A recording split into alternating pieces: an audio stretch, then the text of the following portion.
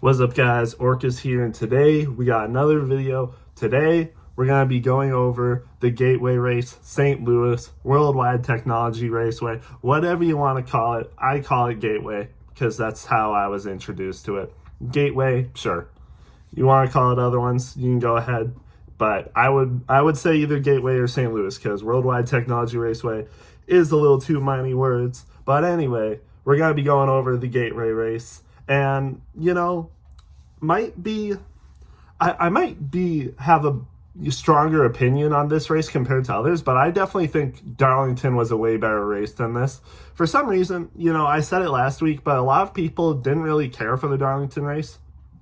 And I don't know why. Because even as a biased Chase Briscoe fan, I thought that race was pretty good. Or taking my bias out of the picture for that race, I thought it was still a pretty good race. You were able to pass, more so than this race, I thought.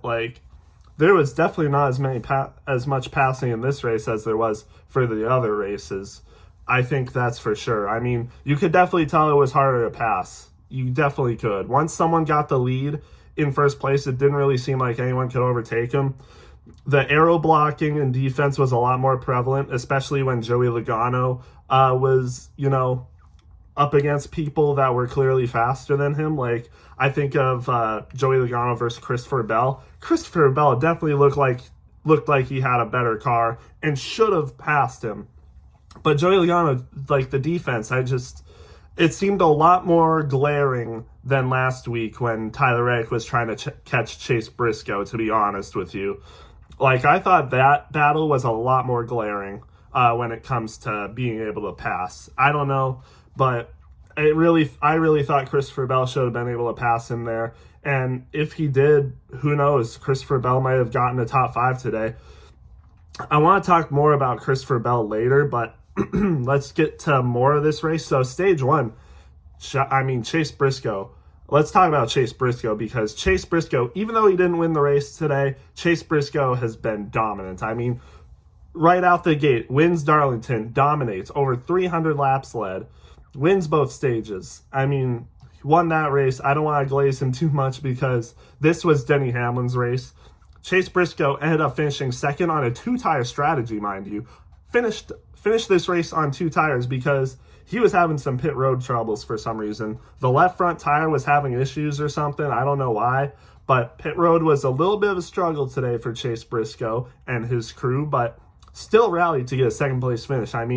Even with struggles like that, still rallies to finish 7th. That's really good for Chase Briscoe. I have a lot of positivity because if his pit crew is struggling like that and we still finish second, that gives me hope. And this was the first time in a while that Chase Briscoe and pit road and the pit crew seemed to struggle. It's been a while since they've had problems like that. It used to be a lot more often, and Chase Briscoe's pit crew is known for not being one of the better pit crews out of all the playoff drivers. I'm pretty sure his pit crew ranks outside the top 10 for playoff drivers, so definitely need to get better.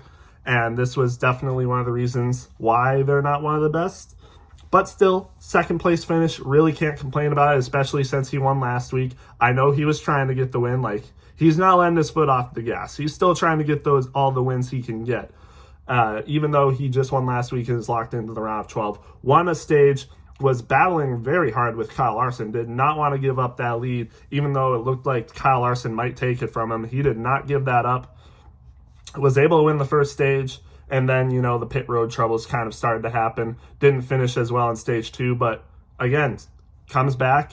Final stage, it was Denny Hamlin and someone else on the same strategy. It might have been Brad Keselowski or something, but Denny Hamlin, takes 4 tires. He was ahead of Briscoe, and then Briscoe, he had the lead, and, Briscoe, obviously 2 tires, Denny Hamlin 4 tires. He came out a second or something, maybe less behind Briscoe, was able to get the pass on him, no surprise, and get the win. Denny Hamlin is that guy. Is this his year? Is this finally Denny Hamlin's year? Hey, he said it. You can either get on the bandwagon or get blown by, or something like that. I don't remember what exactly he said, but you can either get on the bandwagon now or you can get blown behind by it or something. So, hey, is this really Denny Hamlin's year? Denny Hamlin, one of the best drivers to ever do it. You could arguably consider him a top 10 driver of all time, to be honest. It's definitely up there. He's definitely in the conversation. One of the best to ever do it. And still doesn't have that championship. Maybe this year is his year. Denny Hamlin has really figured out the next-gen car a lot better compared to a lot of other drivers. Even better than, some other champions, I would say. I think he's figured out the next-gen car better than Chase Elliott, definitely more than Kyle Busch. Who else? Honestly, even Joey Logano, I know he's won 2 championships in the next-gen car, but I think Denny Hamlin just knows how to win more than Joey Logano and get better finishes consistently. Joey Logano might know how to win championships, but I think Denny Hamlin has just been the better driver overall compared to Logano. He's really figured it out. If this is a real stat, I'm not sure, but does Denny Hamlin have the most next-gen wins out of any other driver? I wouldn't be surprised if that's the case, because Kyle Larson's 10-win season, that was in 2021. Next-gen started in 2022. So I wonder if Denny Hamlin does have the most next-gen wins out of anyone. I wouldn't be surprised if that was the case because, man, he has 5 wins on the season now, playoff win. Gets Toyota's 200th win, by the way. I gotta say, Chase Briscoe kind of gave him the assist, to be honest. Briscoe winning last week. Denny Hamlin win this week to get the 200. Gotta shout out Chase Briscoe for the assist. You gotta, because, it could have been the other way around, But no, Denny Hamlin gets Toyota's 200th win. Just the things he's done for Toyota in general, JGR. JGR would not be the same without Denny Hamlin, I don't think. Christopher Bell definitely has put this team on his back at times. He's been one of the better drivers for this team, but not recently. Briscoe, he's really been doing good for this team now, too. First year, by the way, with JGR and Toyota, and he's getting it done. But let's talk about Christopher Bell for a sec, too, because I don't know if I mentioned this last week, but Christopher Bell, I know he's had good finishes here and there, but he just does not look the same. I don't know. Maybe we'll see him come alive. Maybe Bristol, maybe the round of 12, but man, I really had Bell doing better than this. Or did I? Did I have Bell in the championship 4? I might not have, actually. I don't think I did. I can't remember, but Bell, he has not looked the same as some other years, I would say. He was the favorite to win the championship last year, and now he's almost nowhere to be seen. I know he finished 7th, but even Christopher Bell was pissed about that. Did you hear his radio when he finished 7th? It's he's unacceptable. And even in post-race, he's yeah, my teammates are just doing way better than me. I have the same equipment at them, but we just can't execute. Finished 7th. But he's right, though. His teammates finishing 1-2, swapping wins, getting top 5s every week, it seems. And Christopher Bell, I know he's gotten top 5s recently. Watkins Glen comes to mind, but I would think, Christopher Bell would be doing better than this, especially when his teammates are running so good right now. But Bell, he wasn't even the 3rd highest JGR or Toyota finisher. John Hunter Nemechek had a better finish than Christopher Bell today. By the way, legacy, continuing to do very well. I know Jones didn't have a great finish. Maybe he had some issues, but he was running top 15 in this race today. And John Hunter Nemechek, 6th place finish. Great job. Toyota's really coming alive, honestly. And Bubba Wallace finished 8th as well. Even Ty Gibbs got a top 10 today. How many drivers is that in the top 10 for Toyota? 6. 6 drivers in the top 10 for Toyota. And some of them aren't even playoff drivers. So that's very impressive, I would say. Good job for John Hunter Nemechek. Almost another top 5 finish. That would have been crazy to finish top 5 at Darlington and then go to Gateway and back it up with another top 5. That would be crazy. But of course, Joey Logano finished 5th. He couldn't ruin his streak of top 5 finishes at Gateway because, Team Penske just good at this track. But Blaney finished fourth as well. Not a bad race for him either. He got spun out too by Kyle Larson, which definitely interesting turn of events there. Kyle Larson and Ryan Blaney were battling very hard, and Blaney just did not want to give him the spot. Kyle Larson was battling very hard. Also, by the way, did not end up with the top 10 finish, even though I think he probably should have. He's still looking good on points, but I don't know. It's just weird to see Kyle Larson not get top 10s in the round of 16.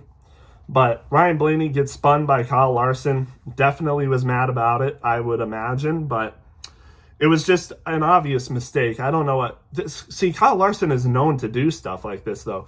Great driver, one of the best in the field, but probably will make it to the round of 8 at least. But I mean, he just does stuff like this, and honestly, Ryan Blaney wouldn't be wrong to get after him about it. But during post-race, Kyle Larson came up to him, probably apologized stuff. It was his fault, and he knows that. Ryan Blaney was chill about it. But, man, I mean,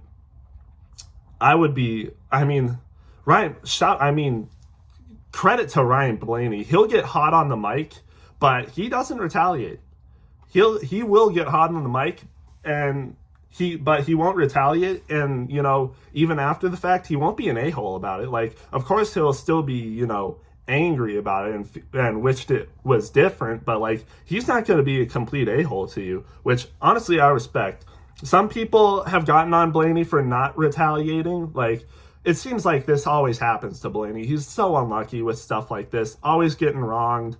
This happened earlier in the year too, or a month ago or something, when something happened to him at Sonoma, I'm pretty sure, was when people were getting on him for not retaliating. I think it was Chris Buescher or something that wronged him. But people are always like, oh, he gets so hot on the mic and doesn't do anything. It's okay, what's wrong with that? Does he need to retaliate? I get it, maybe you do need to stand up for yourself instead of getting pushed around, but I mean, I respect it, to be honest. I mean, I think I'd be the same way almost. I'd get hot on the mic, getting stuff done like this. Maybe I would, walk up to the people instead, post-race or something, and have a talk with them, which I don't think Ryan Blaney has done really much. It was Larson that came up to him and apologized, I'm pretty sure. But, hey, he gets hot, but I think he lets it go, He doesn't let it affect him in the long run. He just does it again next week. And obviously, it didn't affect him too much today because he still ended up with a top 5 finish. I don't think he had the car today to finish first. I mean, Denny Hamlin was on it today. Didn't lead the most, or did he? I think, yeah, he did lead the most laps out of anyone, but only 75. His Toyota teammate Bubba Wallace led 73, and then Kyle Larson actually led 52 today. I thought Kyle Larson was one of those cars that could win today for sure. But Denny Hamlin ends up getting it done, leads a ton of laps in the final stage, gets it done. So shout out Denny Hamlin. Very good driver. But yeah, I mean, it was a struggle for some other people though. Kyle Busch had a spin. Josh Berry wrecked again. Ended up not finishing this race this time. Ended up not finishing the race. DNF'd. He's going to need to win next week, which was probably a given. I don't think he would have made up too many points this week and the next week. Well, Bristol, short track, he can be good at Bristol. We've seen it before. He's finished top 10 at Bristol before, but he might need to do better than that, or he's going to need to do better than that in order to make it to the round of 12, which I just don't see Josh Berry winning this race or, Bristol. Just unfortunate stuff for Josh Berry. I think it was Chase Elliott. Last week it was kind of on him, the track, whatever. Nothing, no one did anything to him, but this week apparently, I can't remember the replay, what happened, but it was apparently Chase Elliott that did wreck Josh Berry, and he was apologetic in the post-race interviews, didn't want to do that, obviously. Hendrick, interesting stuff, wrecking people, I don't know, seems more common than not. But, I mean, mostly it's not Chase Elliott that's doing it, though. Chase Elliott, you don't really see him do that to people all that often. But, I mean, he apologized, but obviously that's not really going to mean much to Josh Berry, who needs to win now at Bristol. He probably would have needed to win anyway after this race was over, even if he had a clean race, probably. But Chase Elliott, interesting stuff there, and then Kyle Larson with Blaney, interesting stuff there. I don't know, but now both Chase Elliott and Kyle Larson are looking good now, I would say, to make the next round, which is expected, to be honest. Chase Elliott was a little bit close, but this race was pretty good for him. Ends up third, by the way, in this race. Chase Elliott finished third, Ryan Blaney fourth, as I said, and Joey Logano rounded out the top five, like I said. But some other stuff, Suarez, unfortunate stuff for Suarez, man. Another DNF. Season's almost over. We don't know where he's going next year. I imagine he will land somewhere good. There has been rumors that he could be picking up the Spire car. Haley's on the hot seat. I haven't really talked much silly season or, rumors and stuff. But, Suarez, he could be a candidate to get the Spire car over Justin Haley, which, it's been more rumored than not that he might take that car. And, there's really been nobody else rumored to take that spot if someone will. The only other person that's been mentioned is Ricky Stenhouse, which I don't know if I see that happening, to be honest. I think he's got a good deal going on with Hayek. He's been there for a while. I don't just see them getting rid of him. He brings good sponsorship too, to be honest. And I don't know who Hayek would replace him with, unless they just decide to retire from the Cup Series, which would be interesting, but I don't see that happening. I think Suarez is more likely to go to Spire than Ricky Stenhouse or anyone else if they decide to replace Haley, which I don't know. I don't know if I agree with that, to be honest. I think, you could give him a little bit more of a chance next year, especially since his teammates aren't really doing much better than he is, to be honest. They're all pretty close in points. So I don't know. And really, would Suarez be much better of an option, to be honest? He's doing basically just as bad as Haley is in better equipment. Trackhouse is definitely better equipment than Spire, and Suarez is doing basically just as bad as Haley does. So would it really be an upgrade? I know he brings funding, but still, I don't know. Is that really much better of a look, to be honest? I don't know. But again, like I said, Suarez unfortunately DNF'd out of this race. It was a bad situation. Chase Briscoe kind of, forced in a 3-wide situation with his teammate Bell by his side, kind of locked up a little bit, got into him. I wouldn't really say that was much on Chase Briscoe. It's kind of just a racing incident. But yeah, and Briscoe ended up getting the better finish anyway over his teammate. So, again, Christopher Bell, it's tough. He was pissed. That's probably, other than, the Vegas race last year when Joey Logano beat him on a different strategy when Bell looked like he should have caught him, where he's just like, you gotta be effing kidding me. But this time, it was a full blown on freaking Kurt Busch rant or something. He was going off, and honestly, I don't blame him. He really should be running top 5 in this race. This track suits him very well. He was a pick to win. He was one of the favorites in this race, but 7th place, it's good for a lot of people, but not good enough for Bell, who should be a championship contender. And it's tough, I know. He's got to find it, because he has not looked like the normal Christopher Bell we've been used to. He got those 3 wins in a row during the start of the season, but really hasn't done much more than that afterwards. Again, two of his teammates are outrunning him, really. 2 of his teammates are outrunning him clearly. So they got to figure something out, whether it's his team that's got to figure something out, his crew chief, because, it didn't seem like he was taking a lot of the blame, to be honest. It didn't really seem like Bell was taking a lot of the blame for what's been happening. It seemed like, a team thing. So team might got to figure something out. They got to work together. They got to communicate better. I don't know, but it's not looking amazing for Christopher Bell right now. They got to pick it up, and I hope they do, but yeah. Other than that, Bubba Wallace, again, like I said, good finish, 8th place. Bubba Wallace has been looking good, man. Looking good. Been leading laps in races. He was leading laps at Darlington, led the 2nd most laps, only off by 2 laps over Denny Hamlin for most laps led in the race. Ended up, I think, having the 2nd fastest lap, I think it looks like.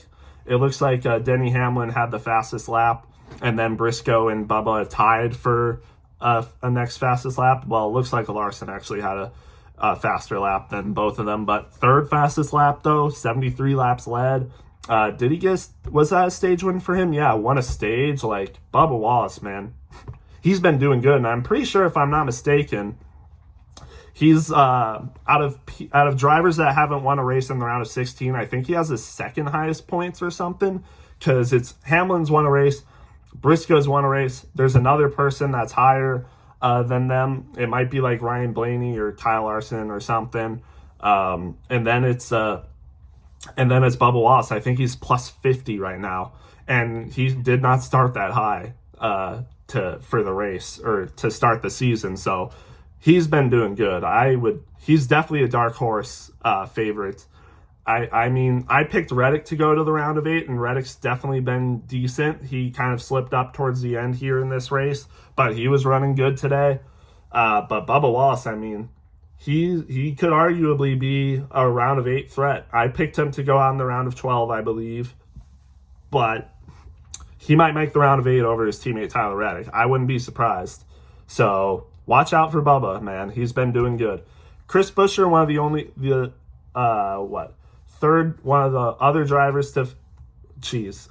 other non-playoff drivers to finish in the top 10 out of 3, ends up 9th. Ty Gibbs, like I said, 10th. William Byron finishes 11th. Kyle Larson 12th. Not really sure what happened to him at the end there. It looked like he had a top 10 day going, but still 12th, not terrible. Ryan Preece 13th. How about Spire rounding out the top 15? Michael McDowell 14th and Hocevar 15th. Not bad for them. Tyler Reddick 16th. Again, not really sure what happened there. Brad Keselowski 17th. Austin Dillon saved his race. I mean, he was not running good. Ends up finishing 18th, which is still not amazing, but he's still in the hunt to, make it to the round of 12 on points. I mean, I think he's only like minus 10 or 11.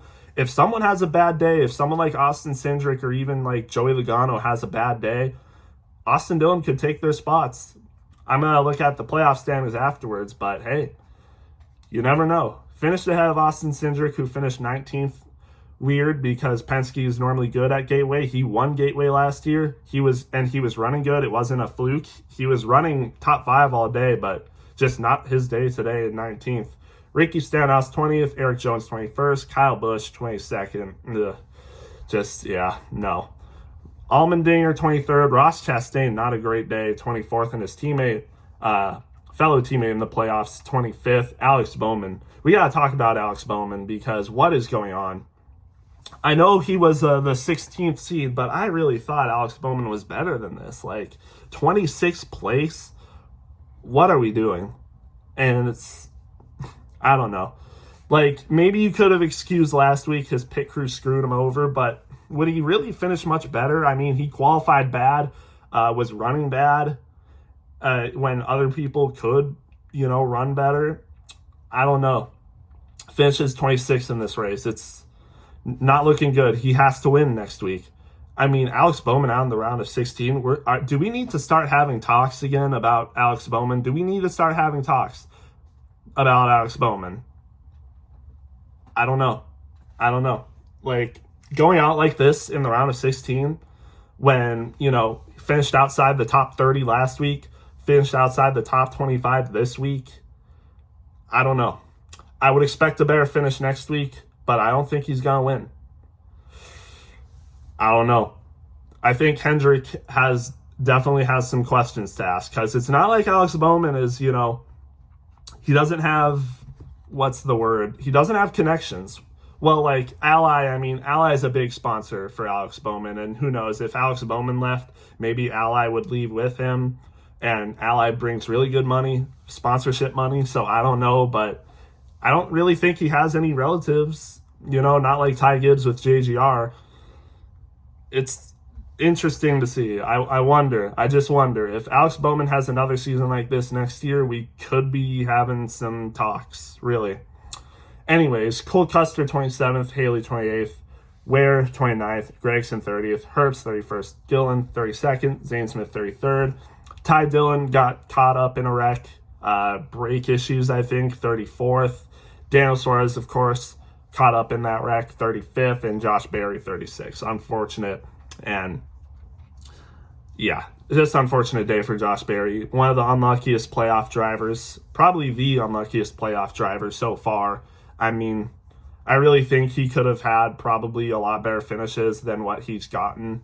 But, that's just the way the cookie crumbles sometimes. So, unfortunate. Let's go over the playoff picture real quick just to see. Yeah, Kyle Larson is the furthest person on points. He's plus 60, and Bubba Wallace is plus 50. So, really looking good. Other people that should be pretty good to go next week probably won't be eliminated off of points. I think Blaney's comfortable at 42, Byron comfortable at 39, Reddick comfortable at 37. I would say even Christopher Bell and Chase Elliott are sitting pretty comfortably at plus 32 and plus 28. But you never know what can happen. Christopher Bell could have a really bad day. We've seen it happen. So, I don't know, but I think they're going to be fine. People that could be on the lookout, Joey Logano, only plus 21. He could have a bad day, and someone like Austin Dillon passes him. Austin Dillon could have a good day at Bristol. You never know. And you could even see, I think it's unlikely, but Alex Bowman could win. You never know. Josh Berry, probably not, but stranger things have happened. Ross Chastain only plus 19, and at a track like Bristol, a track like Bristol is up in the air for a team like Trackhouse. You never know. Austin Dillon, I think Austin Dillon could have a pretty decent race at Bristol. He finished top 10 in the spring, if I'm not mistaken. So if Chastain has a bad day, those points can be made up right there. And Austin Cindric plus 11. I do not feel comfortable with Cindric plus 11 going into Bristol. I really think someone could overtake him. Austin Dillon, you just never know. I really do think that. I picked Austin Dillon to not make it, but I also picked Austin Cindric to not make it to the round of 12. So who knows? Who knows? But that's what I think about that. We'll just have to wait and see. Bristol can be challenging for people. It really can be.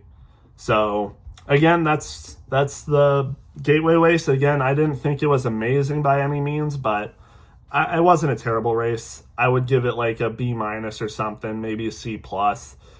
Not an amazing race, not as good as Darlington in my opinion, but still not terrible. I'd probably give it a B- overall. Probably B-. I'd have to look at, what I'd give it out of 10. I don't really know right now. But not a terrible race, just not better than Darlington. We got Bristol next week. That should be definitely very interesting. Bristol night race. We'll just have to wait and see what happens. But, yeah, that's all I got for this video. Let me know what you guys thought, and I'll see you guys in the next one.